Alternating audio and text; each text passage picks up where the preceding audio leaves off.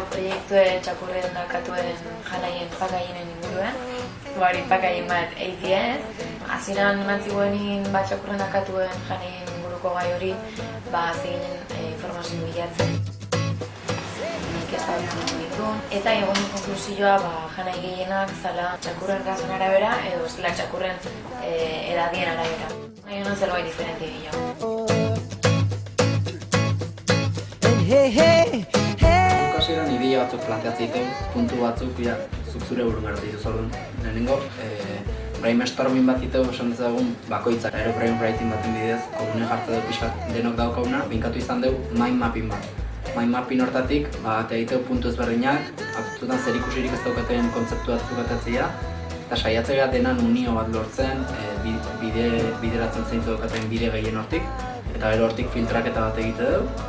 Eta hor definitzea dugu hitz klabe batzuk. Eta horrekin garatu paketxin bat eta branding osoa.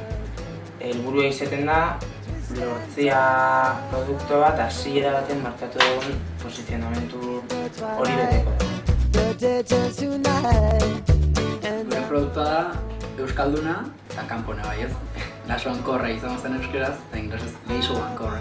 Zuk itxen duzun zer ez dut asmazure txakurra egiten. Mendira joan bidea ez dugu azalduko natzasko pastela da gero estomagora txartu emotzelako. Nahi duguna da guzti hori txakurrera trasladetea eta benetan jaten dagoena berak bidera.